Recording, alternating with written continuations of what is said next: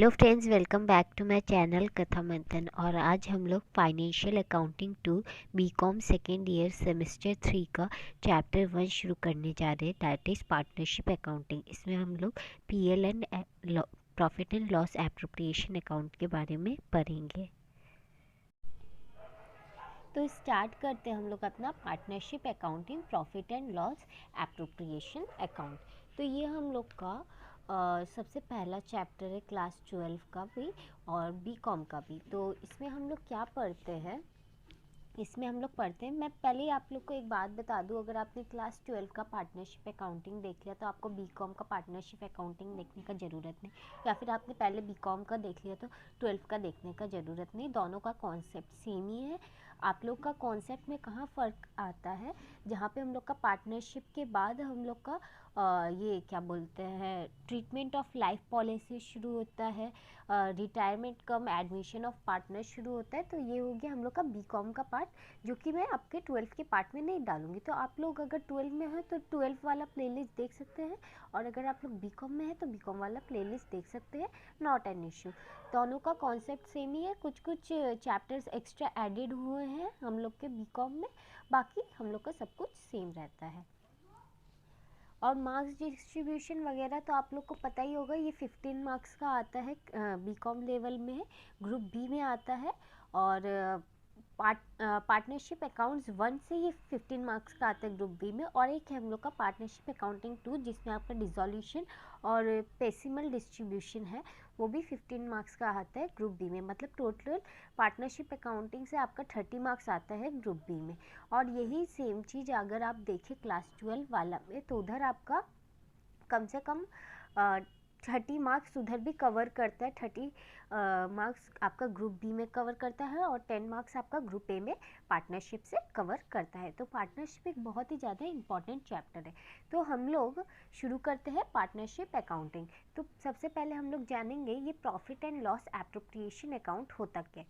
उससे पहले हम लोग एक छोटा सा रिकैप कर लेते हैं क्लास 11 का। क्लास 11 में हम लोग ने पहले फाइनल अकाउंट्स बनाया था। फाइनल अकाउंट्स बनाना सीखा था। Sorry guys,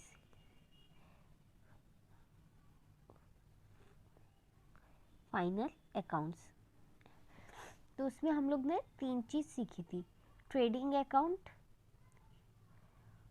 profit and loss account और बैलेंस शीट। ये तीनों चीज़ें हम लोग ने बनाना सीखा था फाइनल अकाउंट में। तो हम लोग का जो ट्रेडिंग अकाउंट था, उससे हम लोग को क्या मिलता था, हम लोग को मिलता था gross profit. Profit and loss account से ये जो ग्रॉस प्रॉफिट हम लोग को ट्रेडिंग अकाउंट से मिलता था, ये जाता था हम लोग का प्रॉफिट एंड लॉस अकाउंट में, जहाँ से हम लोग को क्या मिलता था, नेट प्रॉफिट। और ये नेट प्रॉफिट लास्ट में कहाँ जाता था, बैलेंस शीट में जाता था। लेकिन ये सब हम लोग का क्या था, ये सब हम लोग का था सोल प्रोप्राइटरशिप में, सोल प्रोप्राइटरशिप में। तो सोल प्रोप्राइटरशिप हम लोग का क्या था उस समय, सोल प्रोप्राइटरशिप हम लोग का था जिसमें खाली एक ही आदमी रहता था जो पूरा बिजनेस को देखता था। तो उससे जो प्रॉफिट आता था वो भी वो पूरा वही आदमी ले लेता था, वही आदमी ले लेता था। लेकिन अभी हम लोग क्या कर रहे हैं, हम लोग अभी कर रहे हैं पार्टनरशिप अकाउंटिंग। हम लोग अभी क्या कर रहे हैं, हम लोग अभी कर रहे हैं पार्टनरशिप अकाउंटिंग।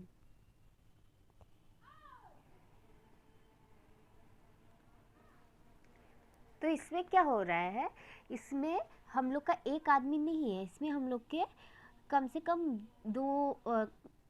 कम दो है, और दो से ज़्यादा हो सकते हैं, 50 तक जा सकते हैं। लेकिन हम लोग अभी 2-4 ऐसे करके देखते, तो हम लोग अभी फ़िलहाल 2 को लेते हैं। और 2 हम लोग का आदमी कौन है, ए है और बी है, ठीक है। तो सबसे पहले हम लोग का इंट्रोडक्शन में चलते हैं। इंट्रोडक्शन क्या होता है, इंट्रोडक्शन में हम लोग पहले क्या देखेंगे कि हम लोग का जो पार्टनरशिप अकाउंटिंग है ना, वो किस पे बेस्ड है, वो है इंडियन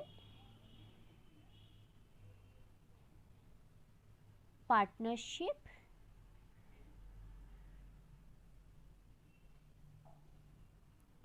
अकाउंटिंग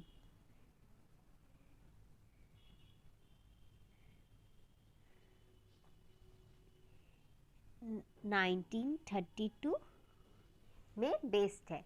अब इसमें क्या बोलता है,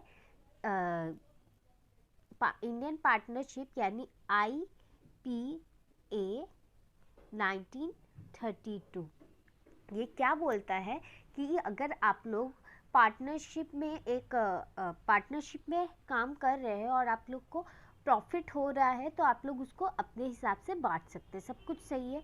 लेकिन यहाँ पे दुविधा कब आता है, यहाँ पे दुविधा तब आता है जब आपने पार्टनरशिप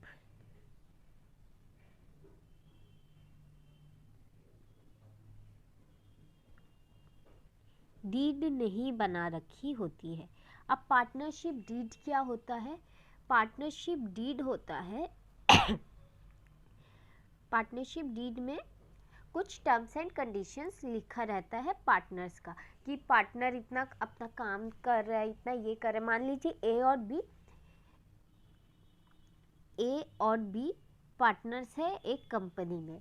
अब ए जो है वो बहुत ज़्यादा मेहनती है, बहुत ज़्यादा काम कर रहा है, तो वो पहले ही बोल दिया कि भाई मेरे को 10,000 का सैलरी चाहिए, भले कंपनी को प्रॉफिट हो या ना हो, क्योंकि मैं बहुत काम कर रहा हूँ।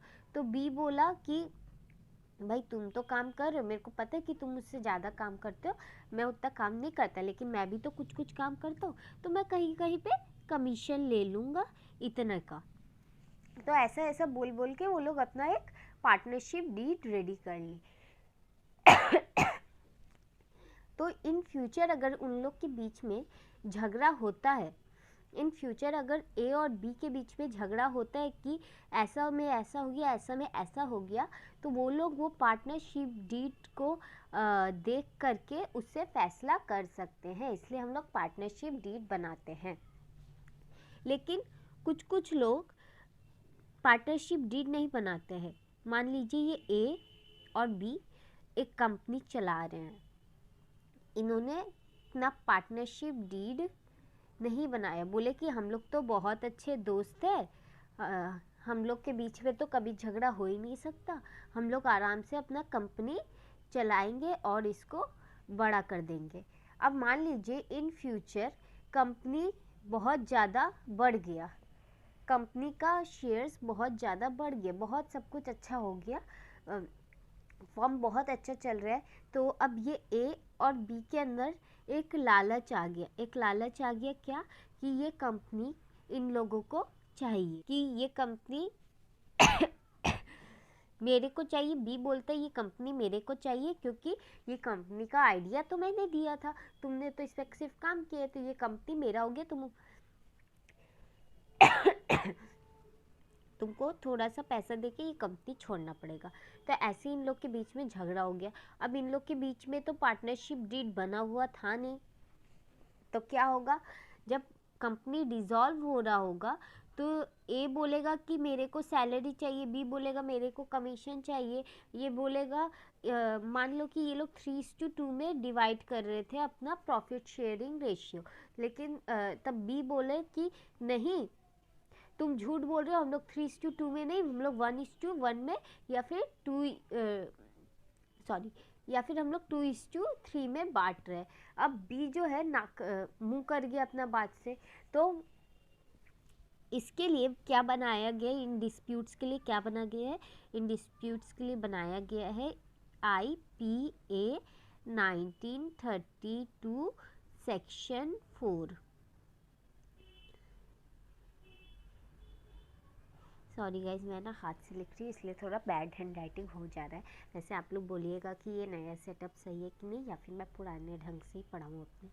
तो IPA 1932 क्या होता है, इंडियन पार्टनरशिप एक्ट 1932 में सेक्शन 4 में बोला गया अगर ऐसे डिस्प्यूट्स अराइज होते हैं तो इनमें से कुछ कुछ तरीके हैं जिसमें आप लोग को चलना पड़ेगा, क्योंकि आपने तो डीड बनाया नहीं था, अब आपको इसका बात मानना पड़ेगा, इसका बात मानना पड़ेगा। तो ये क्या बोलता है आईपीए? आईपीए बोलता है कि आपको सैलरी नहीं मिलेगा, आपको कमीशन नहीं मिलेगा, आपको इंटरेस्ट ऑन कैपिटल नहीं मिलेगा, आपको इंटरेस्ट ऑन ड्राइंग नहीं देना पड़ेगा। तो ये सब कुछ कुछ बातें हैं जो आईपीए बोलता है अगर डिस्प्यूट अराइज हो जाता है। इससे ज़्यादा आपको कुछ नहीं पूछेगा। अब आपको प्रॉफिट एंड लॉस आपको profit and loss appropriation account में, मतलब ये चैप्टर में profit and loss appropriation chapter में आपको क्या क्या ज़रूरी चीज़ें हैं वो है profit and loss appropriation account,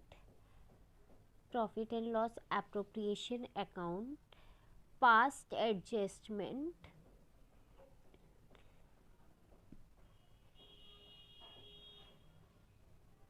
guarantee of profit और calculation of PL appropriation account. तो ये सब आपको पीएल एप्रोप्रिएशन में पढ़ना पड़ेगा। हाँ तो गाइस देखते हैं अब हम लोग पीएल एप्रोप्रिएशन आया कहाँ से। पीएल एप्रोप्रिएशन आया कहाँ से? तो हम लोग सबसे पहले ट्रेडिंग अकाउंट बनाते थे जिससे हम लोग को जीपी मिलता था, ग्रॉस प्रॉफिट मिलता था। ये ग्रॉस प्रॉफिट जाता था हम लोग का पीएल अकाउंट में, प्रॉफिट एंड लॉस अकाउंट में, जहाँ से हम लोग को नेट प्रॉफिट मिलने लगा। फिर वहाँ से हम लोग नेट प्रॉफिट को बैलेंस शीट में डालते थे और पूरा खाता को बंद कर देते थे। लेकिन अब क्या हुआ कि हम लोग को एक पीएल एप्रोप्रिएशन बनाना पड़ा, क्योंकि ये सोल प्रोप्राइटरशिप का बिजनेस नहीं है, ये पार्टनरशिप का बिजनेस है। तो एक आदमी को पैसा देने से नहीं चलेगा, दोनों आदमी को पैसा देना पड़ेगा। और कुछ अनऑफिशियल चीज़ें like salary, commission, interest, drawings, ये सब वगैरह वगैरह कुछ चीज़ डालना पड़ेगा। अब अगर वही चीज़ हम लोग दोबारा से पीएल में करने जाएंगे, फिर उसमें बैलेंस शीट में करेंगे तो बहुत गड़बड़ हो जाएगा और बहुत हौच पौच हो जाएगा, जिसमें हम लोग को बहुत दिक्कत होगा। तो हम लोग इतना दिक्कत नहीं करते हैं। ट्रेडिंग से जो जीपी आ रहा था आएगा वैसे ही आराम से। अब जीपी के बाद जो पीएल से नेट प्रॉफिट आ रहा था वो भी आएगा बड़े आराम से। लेकिन ये नेट प्रॉफिट अब बैलेंस शीट में नहीं जाएगा, ये जाएगा अब पीएल एप्रोप्रिएशन अकाउंट में, जिससे जो तो पीएल एप्रोप्रिएशन के बाद हम लोग बनाएंगे अब बैलेंस शीट। तो पीएल एप्रोप्रिएशन हम लोग का क्या होता है? पीएल एप्रोप्रिएशन हम लोग का वो अकाउंट है जो प्रॉफिट एंड लॉस अकाउंट के बाद बनता है और बैलेंस शीट के पहले बनता है। वही हम लोग का पीएल एंड एप्रोप्रिएशन अकाउंट है। होप आप लोग को समझ में आएगा कि पीएल एप्रोप्रिएशन अकाउंट क्या होता है और उसमें क्या क्या चीज़ें होती है। तो अब एक बार इसका फॉर्मेट देख लेते हैं। ये भी पापा के फॉर्मेट में होता है। पापा मतलब पर्टिकुलर्स अमाउंट, पापा, ठीक है। तो इसमें पहले हम लोग का क्या आता है? इस साइड हम लोग का आता है बाय नेट प्रॉफिट, अगर नेट प्रॉफिट हुआ तो, और अगर नेट लॉस हुआ तो टू नेट लॉस। फिर यहाँ पे आता है अगर पार्टनर को सैलरी देना हुआ, अगर पार्टनर को कमीशन देना हुआ, अगर पार्टनर को और भी फलाना ढिमकाना चीज़ें देनी हुई तो वो इधर आएगा। और जो पार्टनर से लेना हुआ, लाइक यहाँ पे इंटरेस्ट ऑन कैपिटल भी आएगा, interest on capital IOC।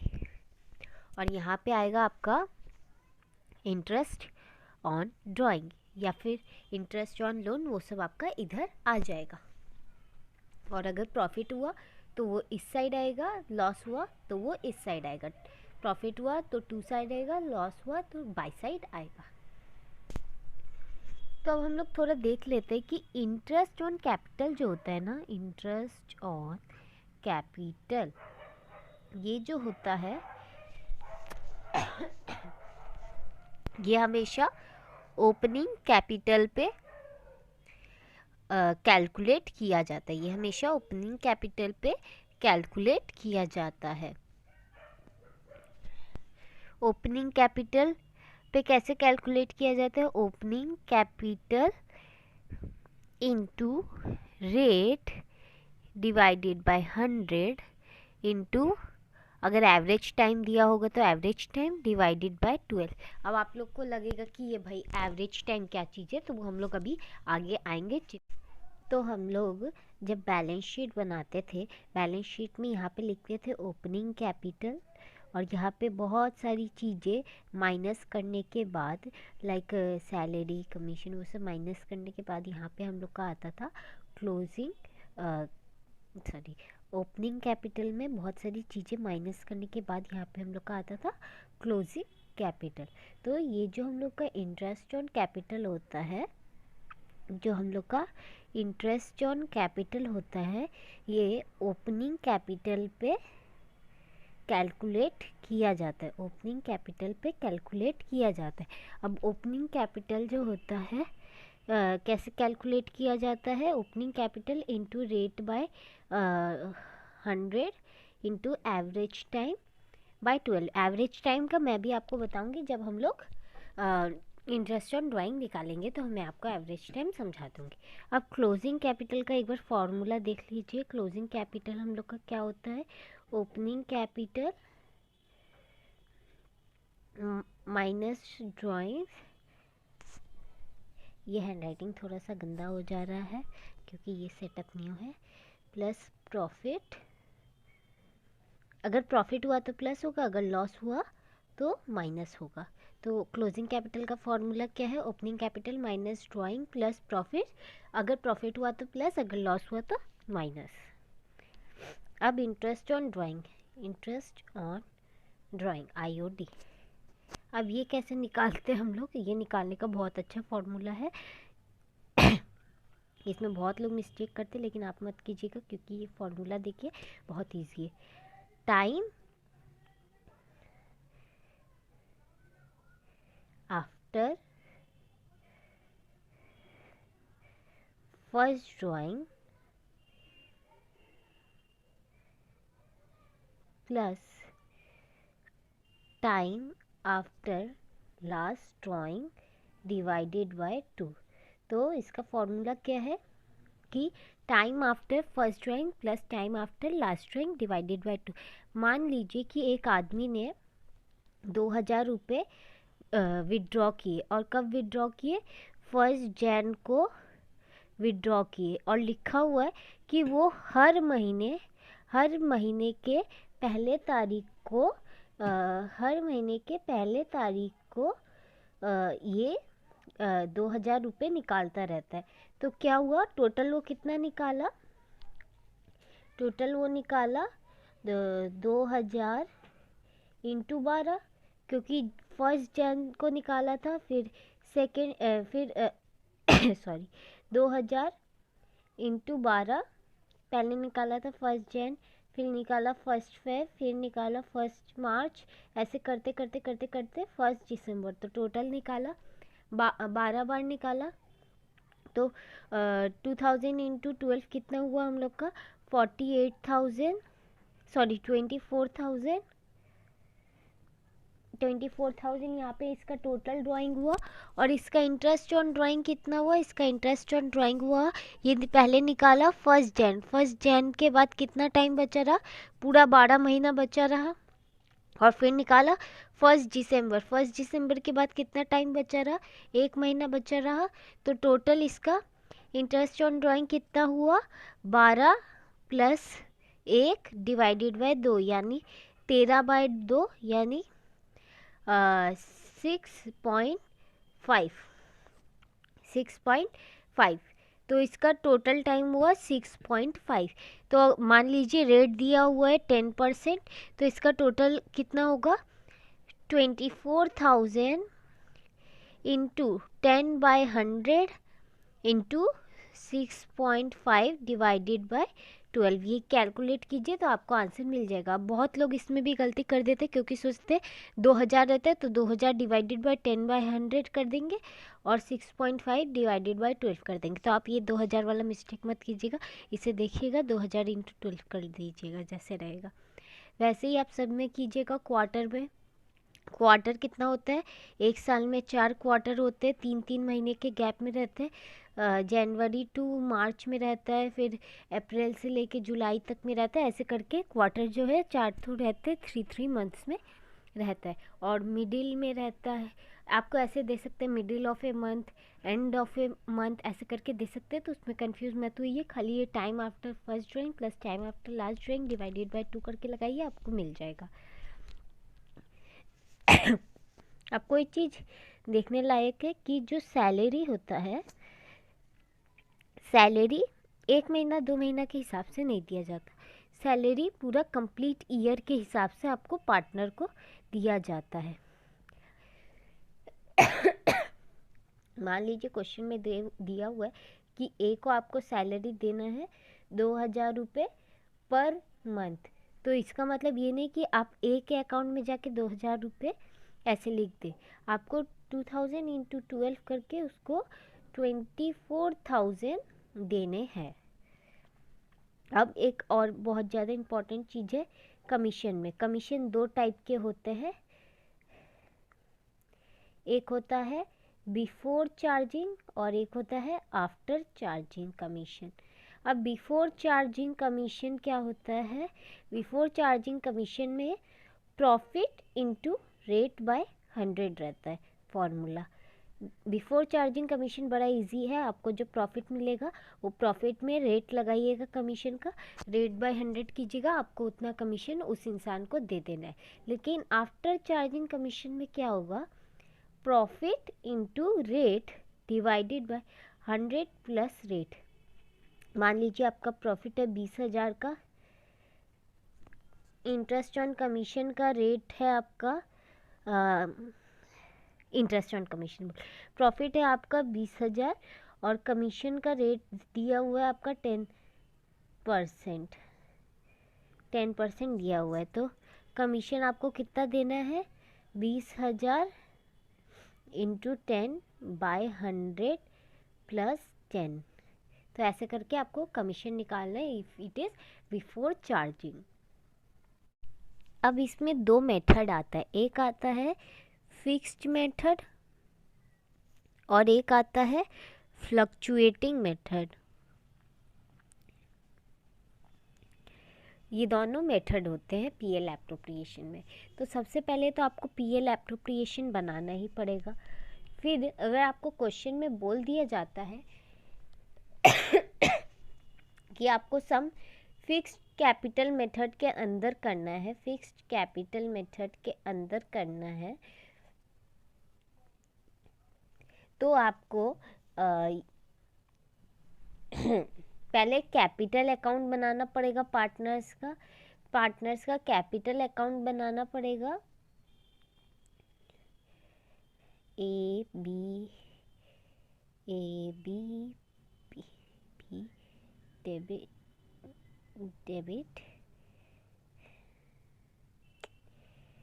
Credit. तो इसमें आपको क्या करना पड़ेगा, पहले बैलेंस लिखना पड़ेगा, दोनों के कैपिटल का बैलेंस लिखना पड़ेगा। फिर अगर इन दोनों ने बैलेंस ऑफ कैपिटल, और अगर इन लोग ने कोई एक्स्ट्रा कैपिटल जोड़ा है, एक्स्ट्रा कैपिटल लगाया है तो वो डालना पड़ेगा, और कोई कैपिटल विड्रॉ किया है टू बैंक, कोई कैपिटल निकाले, कैपिटल से कुछ पैसे निकाले तो इधर रहेगा, और जो बैलेंस रहेगा लास्ट में वो इधर आ जाएगा। तो ये है आपका partners capital account in fixed capital method. उसके बाद आपको बनाना पड़ेगा partners current account. Partners current account में आपका जो जो चीज़ आपने पार्टनर्स एप्रोप्रिएशन अकाउंट में डेबिट साइड में डाला था वो सब कुछ इधर क्रेडिट साइड में आ जाएगा, और जो भी आपने क्रेडिट साइड में डाला था वो यहाँ डेबिट साइड में आ जाएगा। जैसे कि यहाँ पे सबसे पहले बैलेंस आएगा, जो आपका